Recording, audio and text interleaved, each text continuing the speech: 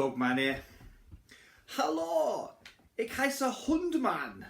Well, I'm going to have a German themed video today. Check out the Lederhosen. Oh, das ist mein Pipi pouch. Anyway, yes, I'm going to try and attempt the history of Diana. As I said before, I've got a bit of a soft spot for Diana as I've grown up with a Milbro Diana air rifle.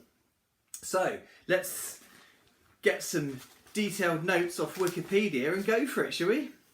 So, Diana.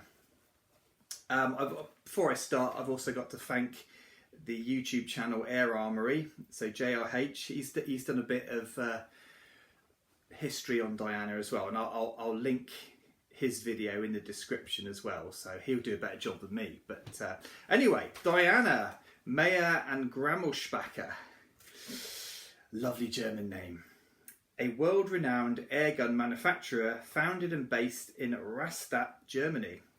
Excuse me for any mispronunciations, I'm just trying my best. The company is named after Diana, the mythological goddess of the hunt. Now, I think Diana, if you're into air rifles, you'll know what I mean. The emblem, the goddess. I think she's got a bow. It's just a beautiful, beautiful emblem. So Diana are best known for producing quality air rifles. Meyer and so it's a bit that going right to the start here. Meyer and Grammelspacher was founded in Rastatt in 1890 by 24-year-old toolmaker Jakob Meyer and financier Josef Grammelspacher. I love it. Initially focusing on household metal goods, then moving on to producing air guns. Their first air rifle was a break barrel in 1895. I just love the history of how far they go back. So early products were marked MGR, so that's Meyer, Grammelspacher and Rastatt, where they're from, before the introduction of the now famous Diana brand name that we all know. So, in 1901, Grammelspacher left the company for reasons unknown, whilst Meyer was awarded his first patent. So I'm guessing it was probably a nice state-of-the-art air rifle back then. So after this, a steady stream of improved designs characterised the first decade of the 20th century, culminating in the classic Model 27.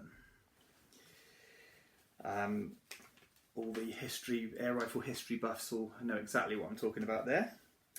Also,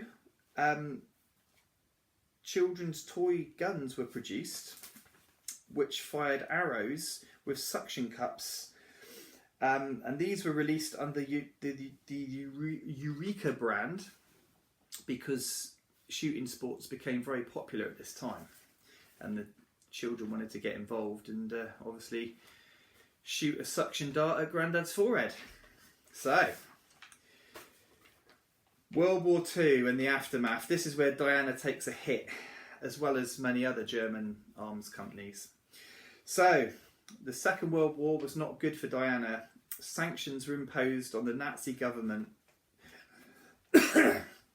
severely limiting export opportunities. By 1940, civilian production was halted and the factory was commandeered to produce firearms parts for Mauser, which led to heavy bombing. After the fall of Nazi Germany in 1945, the production of arms was outlawed. The occupying forces decommissioned the factory and sold the company lock, stock and barrel to England's Millard brothers, that you will know as Milbro.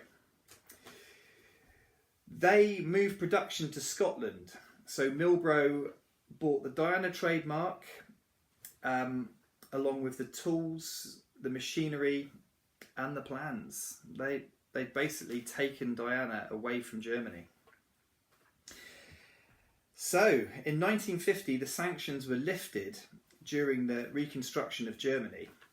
Meyer and Grammelspacher resumed airgun production. However, they had lost the Diana trademark. Milbro were now producing Diana branded guns at this time. So, Meyer and Grammelspacher released their new air guns under the brand name Original in Germany and various other names around the world. The famous Model 50 underlever rifle, made between the 1950s and 1980s, was a major success. And in 1963, they introduced an innovative recoilless air rifle, the Model 60. Now, today, they're still doing the recoilless technology with the Model 54 Air King Pro, etc. There's some other rifles that they've done as well with that technology.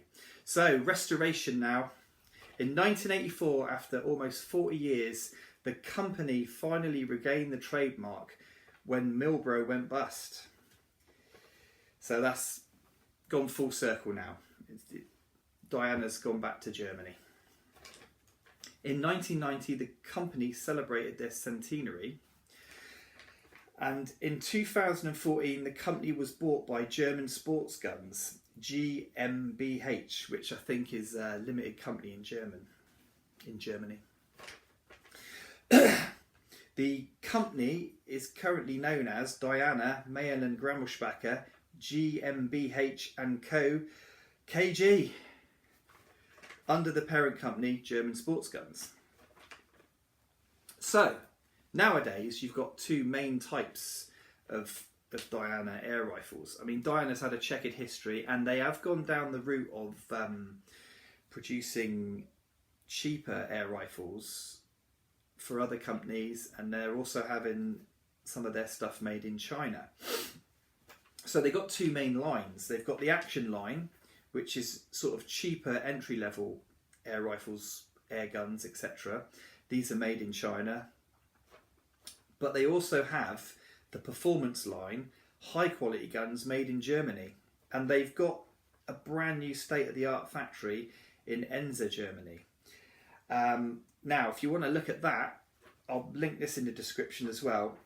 Airgun Exploration and Advancement channel on YouTube have done a grand tour of the new Diana factory, which I've watched. It's a brilliant video, that is. And you can see, you know, all the processes and the pride which the Germans take in making their Diana air rifles. And I really want Diana to up their game and give Weihrauch a run for their money, because that's another one of my favourite companies. I've got a bit of a thing for German rifles, and I now own a Weihrauch HW99S. I will buy a proper Diana one day, but the thing is with Diana, they make a lot of their what they call performance line, their premium air rifles, for the unrestricted markets across Europe and the US.